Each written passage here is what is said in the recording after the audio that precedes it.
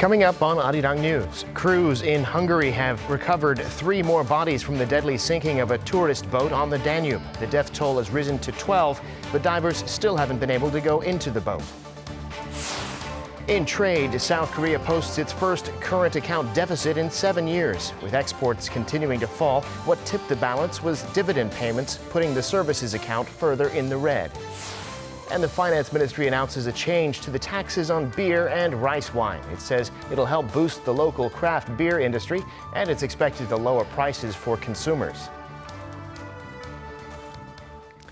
It's 4:00 p.m. here in Seoul. Thanks for joining us on our afternoon newscast. I'm Devin Whiting.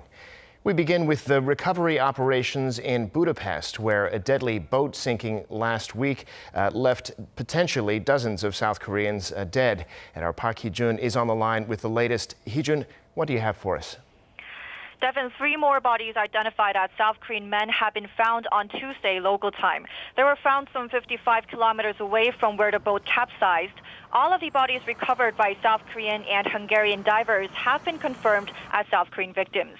That now makes a total of 5 bodies recovered within the past 2 days since the joint rescue operation began Monday. So far, 7 of the 33 South Korean tourists were rescued. 12 have been confirmed dead, while 14 are still missing. Many of the bodies still missing are presumed to be still inside the wreck. Divers have been unable to search inside due to high floodwaters and strong currents, but we may get more news on the way as operations continue. Right, so the water is still too high and the current still too strong. What's going to happen in the meantime, and how long is it all going to take? Well, they're going to start focusing more on salvaging the boat, although they will continue searching for the missing bodies. A team will dive in and wrap chains and ropes around the boat to lay the groundwork to salvage the wreck. Aerial and ground searches will also continue downstream of the Danube. Now, water levels have been too high for the salvage work to begin, as you mentioned, but they've been coming down in recent days, which is why it's going to, we expect them to begin as early as Thursday. A crane is to arrive at the site on Thursday morning. The entire process will take around a total of 8 to 9 days, and it's going to be a very challenging process to carefully lift a boat that's already been damaged so severely. I'll keep you updated throughout the day, Devin. All right, got it. Park Hee-jun reporting there. Thank you. Now, marking a year since the first North Korea-U.S. summit in Singapore, the North has strongly called on the United States to change its calculations and reach out using a different approach. The North's Foreign Ministry spokesperson issued a statement on Tuesday night. It said the regime has done all it can to establish lasting peace and achieve denuclearization on the Korean peninsula. But the U.S., it said, has deliberately ignored its efforts and unilaterally demanded that it give up its nuclear weapons. The statement said the fate of the June 12th joint statement won't yield results if the U.S. sticks to what it called hostile policies. It urged Washington to make a, quote, correct strategic choice, saying there's a limit to the North's patience. For the past few weeks, the regime has been sending a similar message through interview format reports on its state media. But this time, Pyongyang strengthened its tone by choosing a more official outlet, a spokesperson's statement. A number of North Korean ships suspected of illegally shipping coal from the regime are still actively sailing. Voice of America reported Wednesday that a ship tracking website shows movements for 10 of the 33 North Korean vessels that in March were on the U.S. Treasury Department's watch list. Most of these ships sailed between North Korea and China, with others sailing to Russia. Some of the ships continue to act suspiciously by sailing with their automatic identification system turned off or not stating their destination. These vessels are not themselves under sanctions, but with the Treasury watching them closely, they could be seized and investigated. The South Korean government has vowed to do everything it can to prevent an outbreak of the highly contagious African Swine Fever, especially after the disease was reported in North Korea. It's increased the number of regions subject to special surveillance from 10 to 14, mostly near the border. That means disinfection facilities will be set up and pig farms there will be inspected. From next month, the government will also ban local farms from feeding their pigs food waste, which is considered a potential carrier of the disease. It also plans to step up the capturing of wild pigs, which can travel as far as 15 kilometers a day and could carry the virus across the border. The government will also step up quarantine and disinfection measures along the border, as well as at gateways and ports. There's currently no vaccine for African swine fever, but the disease does not affect humans. South Korea has advanced to the quarterfinals of the FIFA U20 World Cup with a dramatic but narrow win over Japan in the round of 16. Our Lee Seung-jae has more.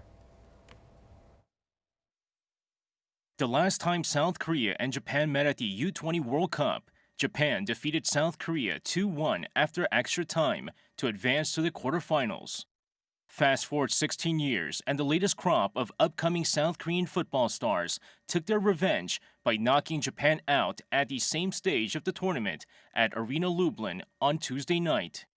The two sides were deadlocked until the 84th minute when forward Oh Se-hoon popped up with a header to make it 1-0 and booked South Korea's ticket to the quarterfinals. South Korea had a little help from the video assistant referee. In the 51st minute, midfielder Yuta Goke's rebound was initially thought to have given Japan the lead, but after video review, another Japanese player was ruled offside. Japan also had a great chance to score in the 78th minute, but the shot hit the post to the relief of the South Koreans. After South Korea's last gasp goal, Japan scrambled to get an equalizer to at least send the match to extra time, but South Korea's goalkeeper Lee Kwang-yeon made another key save in the dying seconds. South Korea now faces Senegal in the last 8 on Saturday at 8:30 p.m. local time. It will mark South Korea's first U20 quarterfinal appearance since 2013. The country's best showing at the U20 World Cup was a 4th-place finish in 1983, but South Korea has not gone past the quarterfinals since. Lee Seung-jae, Arirang News.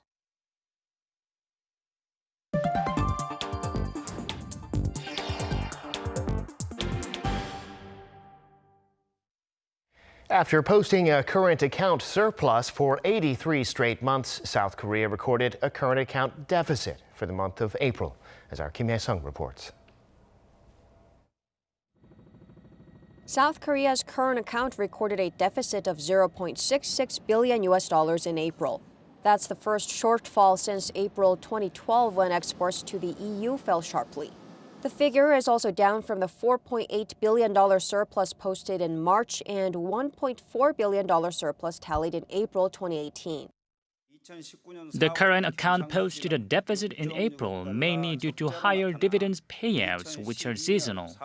The services account deficit and primary income deficit were larger than the goods account surplus. The Bank of Korea said on Wednesday that dividends paid to stockholders overseas rose $4 billion on month to $6.8 billion as most companies pay yearly dividends in April.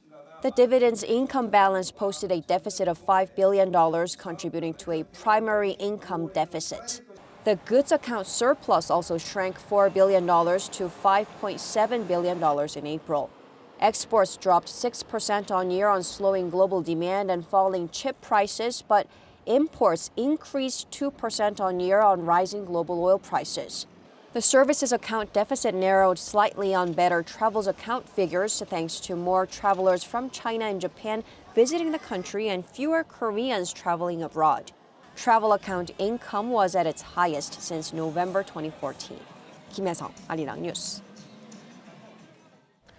The World Bank has downgraded its global economic outlook for this year, citing a slowdown in global trade and weak investment. Our Choi Si-young has this report.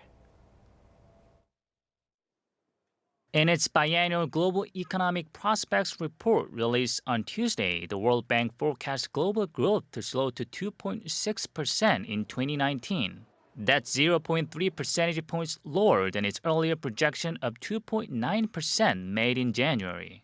Citing sluggish global growth and weak momentum, the bank warned of downside risks both in emerging markets and advanced economies, especially in Europe. The president of the bank said debt management should be a priority, urging countries to initiate structural reforms for robust investment.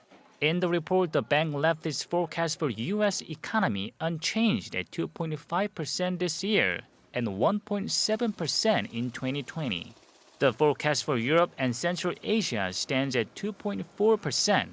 China's economy is expected to grow by 6.2%, down from 6.6% in 2018, with Japan's growth at 0.8% this year. The forecast for the East Asia and Pacific region stands at 5.9%, down from 6.3% a year earlier, and dropping below 6% for the first time since the 1997 Asian financial crisis. 최시영, Arirang News. The UN's Economic and Social Commission for Asia and the Pacific says South Korea faces both the biggest risks and opportunities from the U.S. China trade war. The commission analyzed the risks and opportunities for Asian Pacific economies. It found South Korea has the largest indirect risk and would be hurt badly from China's economic slowdown. However, it said the trade war could present new opportunities for Korea as U.S. manufacturers seek new suppliers due to the high tariffs on materials coming from China. It also said strategic investment will be crucial in turning risks into new opportunities. The head of the U.S. Federal Reserve has hinted at a possible interest rate cut if necessary. Speaking in Chicago on Tuesday, Fed Chairman Jerome Powell said the central bank is closely monitoring the U.S. China trade tensions and will act, quote, as appropriate to sustain a strong labor market and inflation near the Fed's 2% target. This is in stark contrast to his earlier remarks in which Powell had not explicitly mentioned a need for rate cuts despite President Trump's continued demands for one. It's time now for an in-depth look at where the markets are this afternoon, and for that I'm joined on the line by Dr. Hwang Se-eun, Research Fellow at the Korea Capital Market Institute. Dr. Hwang, thanks for coming on. Thank you for having me today. So with all the worry about the U.S.-China trade war, Fed Chairman Jerome Powell saying the Fed will do what it needs to do to keep the economy growing, and that sent all three major indices on Wall Street up overnight. What do you see happening in the market today? U.S. stocks climbed the most since January as Federal Reserve Chairman Jerome Powell signaled an openness to rate cuts, and Mexican officials said they expect to avoid Trump administration's tariffs. The Dow closed 512 points higher. The S&P 500 jumped 2.1%, and the Nasdaq surged 2.65%. The major indexes had their second-best day of year 2019. Stocks that have been hit hard during the month-long sell-off led Tuesday's comeback, including Apple and bank shares. Asian shares tracked the Wall Street rally on Wednesday after U.S. Central Bank comments pointed to the increasing prospects of an interest rate cut, boosting investor sentiment and pushing the dollar lower. Japan led the charge with the Nikkei index up 1.8%. South Korea's Kospi mildly moved up 0.1%, and Shanghai Composite edged up 0.09%. Powell gave the markets a reason to rally, but this could be a short covering bounce rather than a trend reversal. Right. Well, in the meantime, we seem to see oil prices nearing a bottom after a rough past couple of weeks, though they're still on a downward trend. Why is that, and what's the outlook for oil? Oil prices resumed their slide on Wednesday, dragged down by a surprise gain in U.S. inventories and comments from the head of Russian state oil producer Rosneft questioning the point of deal with OPEC to withhold supplies. Brent futures were down 0.73% at $61.52 a barrel. They rose 1.1% on Tuesday after a near 13% fall in the previous four sessions. The oil market has been weighed down by concerns about slowing global growth from the U.S.-China trade war and the President Donald Trump's threat last week to place tariffs on Mexican imports. To prevent oversupply and prop up the market, the OPEC, together with allies including Russia, has been withholding production since the start of the year. The oil prices may continue to mildly decline in the near term as worries on the global economic slowdown persist. Now, back here in April, as we just heard, Korea posted its first current account deficit in 7 years. Big news, but not unexpected. What does a deficit mean for the Korean economy, and how long do you think this will go on? South Korea's current account balance remained in the red in April. The first deficit in 7 years caused by flagging exports and increased dividend transfers. The current account deficit in April had widely been expected as the country's trade surplus narrowed to $5.67 billion in the month, compared with $8.47 billion surplus in the month before and a $9.62 billion surplus the same month last year. The current account deficit is largely attributed to the seasonal factor that dividend payments are made in April each year. The current account balance needs to be reviewed in terms of long-term trends instead of changes in monthly figures that are subject to temporary factors. Because the seasonal factor, or about a $5 billion deficit in dividend payments, will be gone in May, it is highly likely that the current account balance turns to the black in May. All right, Dr. Huang, we appreciate your insights as always. Thanks again for coming on. Thank you very much. Now, the South Korean government is changing its taxes on alcoholic beverages to try and boost private investment in the industry. For consumers, it could have the added benefit of lower prices. gov't reports. Since 1968, taxes on alcoholic beverages in Korea were based on their prices. This meant that companies making expensive beverages paid more tax, which caused firms to cut costs in mainly fields such as R&D. But Korea's finance ministry has unveiled new plans to reform the alcohol tax system. The new measure says taxes on beer and makgeolli will be based on volume or alcoholic content instead of price. The government plans to include the changes in this year's tax reform proposal and submit it to the National Assembly in early September. If approved, the change is likely to take effect starting next year. Finance Chief Hong Nam-gi explained how this change will contribute to improving the nation's economy. These changes in the tax system will revitalize the craft beer industry, which has relatively big potential to create jobs. Also, if beer production increases in Korea, employment will boost in upstream and downstream industries. Facilities investment will increase as well. Minister Hong added that the change will be limited to these two alcoholic beverages, considering the rapid impact it could have on the liquor industry. With the change, tax on beer will come to around 70 cents per liter, meaning consumers will be able to enjoy cheaper canned and craft beer. The announcement comes after many beer companies criticized the current system for the unfair differences in taxes between domestic and foreign brands. 고르니, Arirang News. A South Korean has been elected to a key post at the World Trade Organization. That's Jang Sung-hwa, who is Seoul's representative at its mission to the WTO in Geneva. According to the Foreign Ministry, he'll be chairing the Committee on Technical Barriers to Trade until next year. That committee seeks to provide member states with information on other countries' regulations on standards and certification. Rising protectionism has led to greater regulation of technology, so the ministry said it hopes Jang's appointment will lead to greater implementation of technology regulation agreements. Politics and trade took center stage on the second day of U.S. President Donald Trump's state visit to the U.K. on Tuesday, and he predicted there would be a phenomenal trade deal with the U.K. Hong Yoo reports. In contrast to the first day of his state visit to the UK, President Trump's schedule was less about pomp and ceremony, but more about business. It began with a roundtable discussion at St. James Palace with British Prime Minister Theresa May.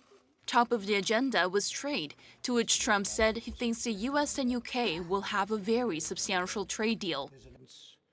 As the UK makes preparations to exit the European Union, the United States is committed to a phenomenal trade deal between the U.S. and the U.K. There is tremendous potential in that trade deal I say probably 2 and even 3 times of what we're doing right now. Tremendous potential.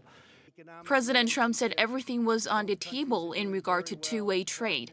He said he was confident they will be able to work out any differences, even an agreement on Huawei, as he called their intelligence relationship incredible.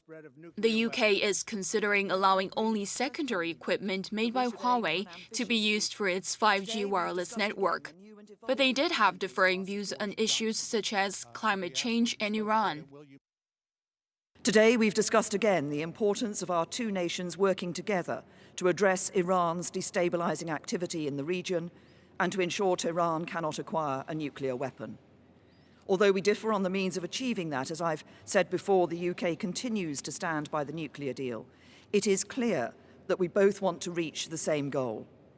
Wrapping up the day, President Trump and First Lady Melania Trump hosted a dinner for Prince Charles and the Duchess of Cornwall at the U.S. ambassador's residence in London. On his last day in the UK, President Trump will mark the 75th anniversary of the D-Day landings in the southern port city of Portsmouth. Hong Yu, Arirang News. Cyclists will be able to ride through the heart of Seoul this Sunday without having to worry about traffic at the Seoul Bike Festival 2019. About 6,000 cyclists will take part in the event, and some roads that are normally off-limits to bicycles will be open, including parts of the Gangbyeon Expressway and 8-lane highway along the Hangang River. The 21-kilometer course starts from Gwanghwamun Square at 8 a.m. and finishes at the World Cup Park in the west of the city. One of the most popular activities among foreign tourists in Korea is shopping. Today, our Kim Mo-kyun introduces the different kinds of shopping areas South Korea has to offer. Traditional markets are one of the best places to experience Korean cuisine and culture. One famous traditional market in Korea is Tongin Market in Jongno-gu District. This market offers a unique experience using gov't, which are brass coins that were used until the 1900s, the final years of the Joseon dynasty. Tongin Market lets customers buy the gov't coins and create their own customized lunchbox by shopping for side dishes around the market. The manager of the Lunchbox Cafe explained how the system was created. We were thinking of how to make the most out of the good infrastructure of the marketplace and decided to promote market food. Then we thought of a special idea that has historical significance and that could be recyclable, and that's how we started using these brass coins. Tourists visiting the market said it was a good opportunity to learn more about Korea. This is amazing. We can find a lot of food, traditional food, and everything is delicious.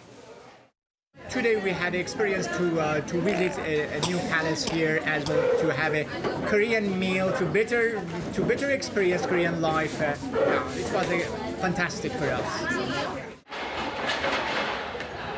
Aside from traditional markets, Korea is also known for its underground shopping areas. These are often connected to subway stations, making it convenient places for people to shop for goods at reasonable prices. One of the biggest underground shopping areas in Seoul, gov't Mall, is connected to Seoul's subway lines 3, 7, and 9 and its main bus terminal. More than 600 small shops line 2 long corridors. Many locals visit the mall, but it's also gaining popularity with tourists. Today is my last day in Korea and I came here to shop. The products are very cute and good quality.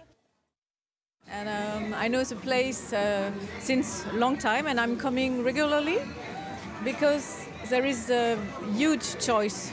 You can find many things, the price is good.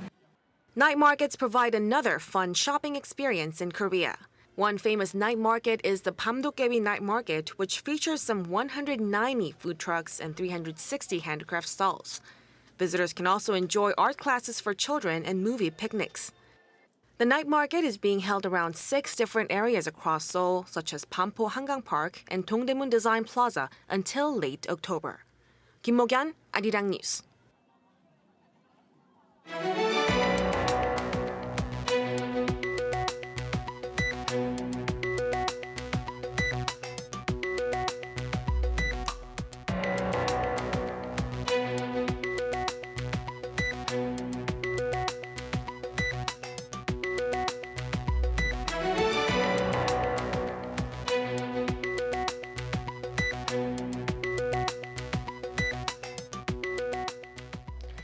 And that brings us to the end of this newscast. More live news coming your way at 7 p.m. Korea time.